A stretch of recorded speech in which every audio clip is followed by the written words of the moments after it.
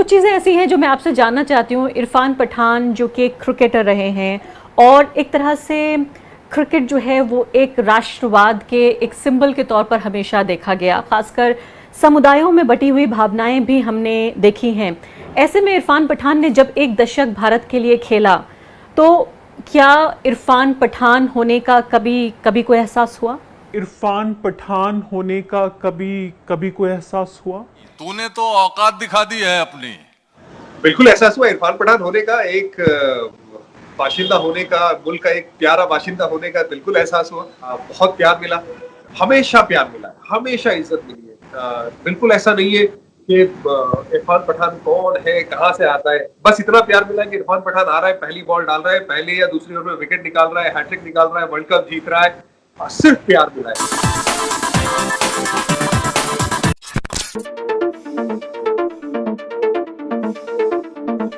हाँ, सिर्फ नाराजगी तभी मिली है जब इंडिया हारी है। पैसा बर्बाद बहन चो। मुझे दूसरे तरीके से पूछती हूँ इसी सवाल को। मैं दूसरे तरीके से फंसाती हूँ।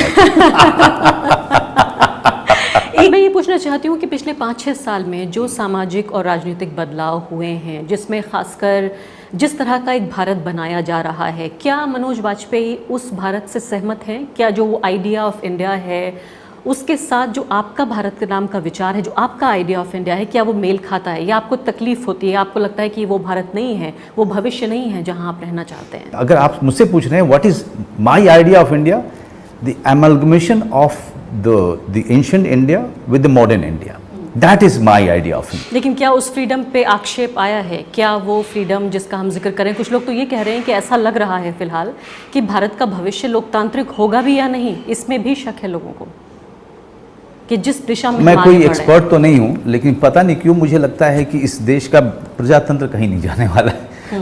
मैं बहुत ही होपफुल हूँ और पता नहीं लोगों को क्यों डर लग रहा है। देखिए, हर 4 साल में 5 साल में चुनाव होते हैं। जिसको डर लगता है वो सरकार के खिलाफ में चुनाव में उतर जाए। हाँ भाई, कैसी लगी आगे स्वाद? आपको दूसरे सवाल एक और पूछना चाहती हूँ, वो ये कि क्या फिल्मों के जरिए राजनीति हो रही है? फिल्मों के जरिए जिस तरह की फिल्में बनाई जाए, चाहे वो पद्मावत हो या वो खिलजी के ऊपर फिल्म हो, या फिर जिस तरह की फिल्में बन रही हैं पुराने ऐतिहासिक जो हैं वो निकाल कर, जिसे उन कालों को लेकर जहाँ पे एक ख़ास समुदाय को आप निशाना बना सकते हों, क्या फिल्मों का अपना एक पर्पज़, एक उद्देश्य आप दें?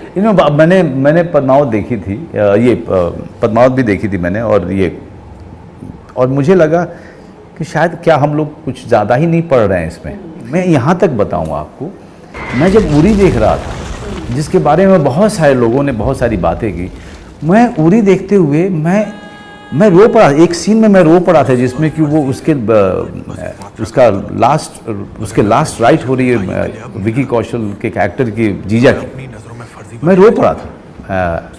मैं फिल्म देखते हुए इतना इंग्रोस हो गया कि एक्चुअली मेरे आंखों में आंसू आ गए। मैंने विकी को फोन करके बोला भी, यार क्या फिल्म है। पैसा बर्बाद बहन चो। अभी आरफा जी कह रहे थे कि भारत जैसे देश में, अब वो जैसे का उनका क्या मतलब है हम उसमें फिर बाद में आएंगे, लेकिन एक इतना बेहतरीन और इतना सुंदर देश है कि सामाजिक न्याय को बहुत अच्छे से यहाँ इस्टेब्लिश किया गया है। मैं ये नहीं कहता कि पूरा जो है हमारा जो उद्देश्य था हमने हासिल कर लिया है।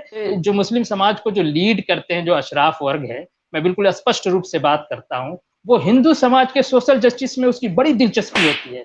उसको लगता है कि आप सवर्ण लोग दलितों को बहुत सता रहे हैं, पिछड़ों को बहुत सता रहे हैं, लेकिन यही अशराफ वर्ग अपने कलमा पढ़ने वाले, ला इलाहा इल्लल्लाह मोहम्मद रसूलुल्लाह पढ़ने वाले नट, धोबी, हलालखोर, मेहतर, भंगी, कुंजर, कसाई की बात कभी नहीं करते हैं। अजमी कहते हैं ये हम लोगों को, अपने को अरबी ईरानी कहते हैं। अजमी का मतलब होता है गूंगा। ये इन्होंने क्लासिफिकेशन ऐसा किया कि हम भारतीय मुसलमानों को गूंगा कहते हैं। सत्य हिंदी ने मुझे मौका दिया और मैं बोल रहा हूँ, और दुनिया देख रही कि हम भारतीय मुसलमान, भारतीय मूल के देशज पसमानदा मुसलमान गूंगे नहीं। 2 मिनट में खत्म करना मैं 1 मिनट में खत्म कर लूंगा। देखिए, 3 तलाक विधेयक, 3 तलाक, आपका टर्न आएगा। आपका वक्त आएगा। अल्फा मैं अभी हाथ आपका जोड़ वक्त के है। कहता हूं कि मुझे अपनी बात पूरी करने के लिए 2 मिनट का समय दे दीजिए, बाकी मैं चलिए आपके हर सर, सवाल चलिए। का जवाब दे दूंगा। जी, मैं चलिए, आपके इन लोगों के हर सवाल का जवाब दूंगा, बहुत तैयारी से हूं मैं।